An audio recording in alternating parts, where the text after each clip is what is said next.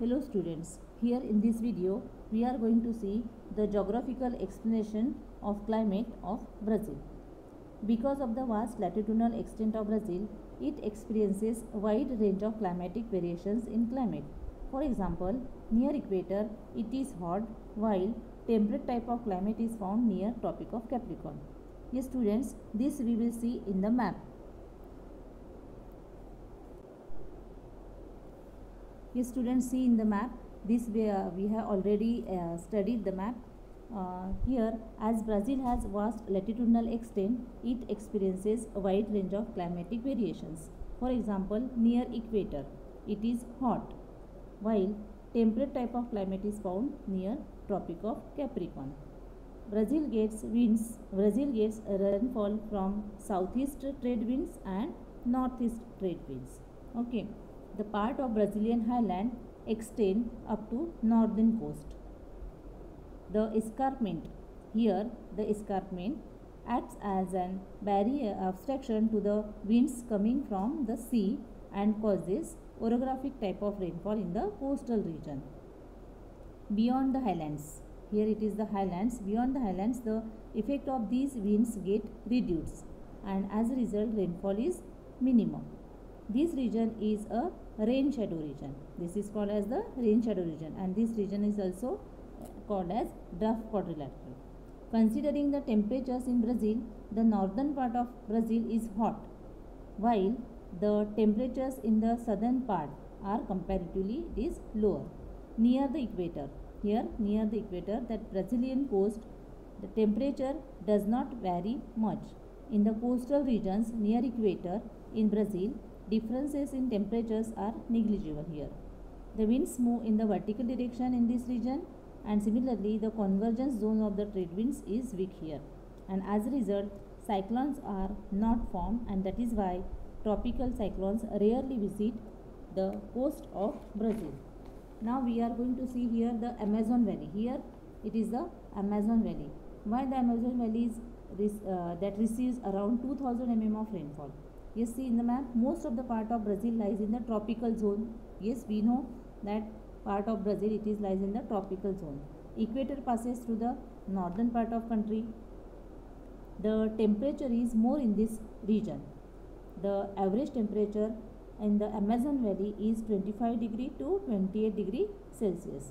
Climate is cooler in the highlands. Here it is the highland, and climate is very cool, and because of the proximity of the sea, here it is sea, you can see the proximity of the sea, the coast experiences the mild and humid climate. Amazon Valley receives, and that's why here the Amazon Valley receives around 2000 mm of rainfall.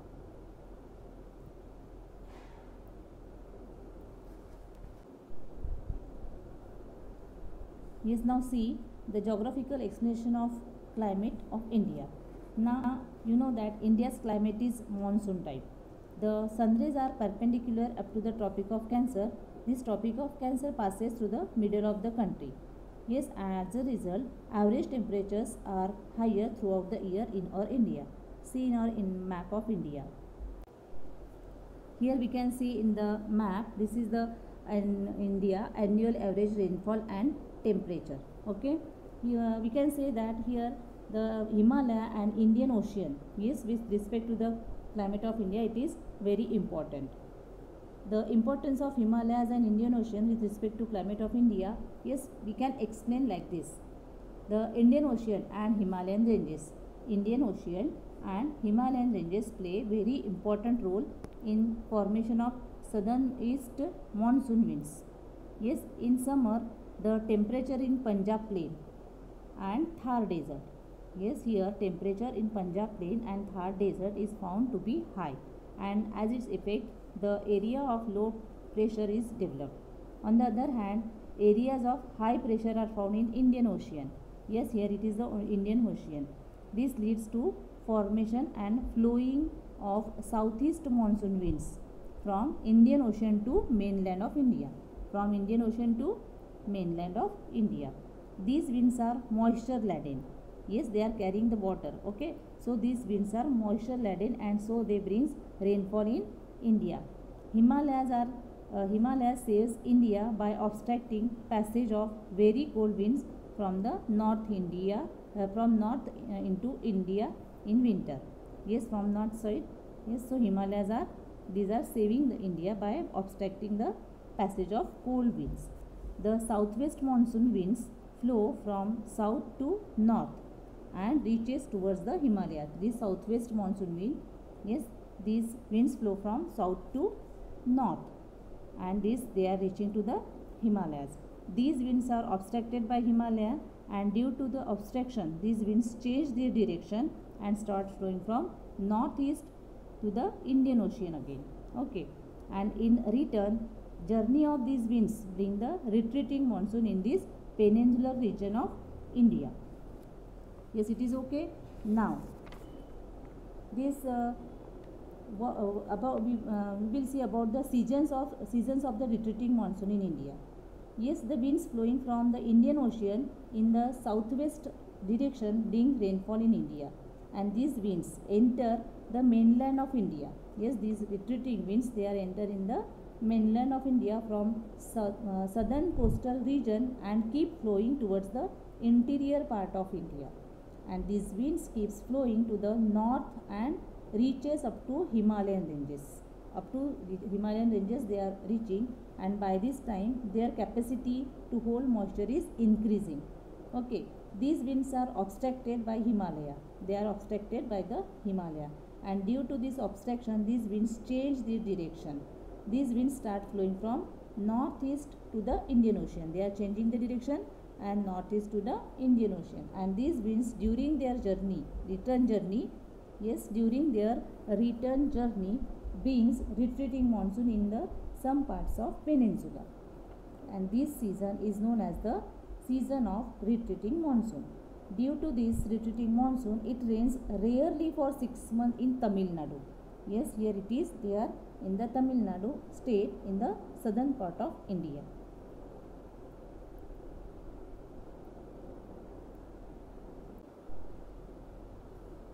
Now we will see the four main cities of India: Delhi, Kolkata, Mumbai and Chennai. So here it is the average annual temperature and precipitation graph of all these four important cities it is given. So temperature it is in the degree Celsius and rainfall it is in mm. So it is the bar graph and line graph, it is combined. Okay, you can see in this graph. Now yes, according to question if we will go. So question number 1, what difference do you find in the rainy seasons of Chennai and other cities of India, and why it is so?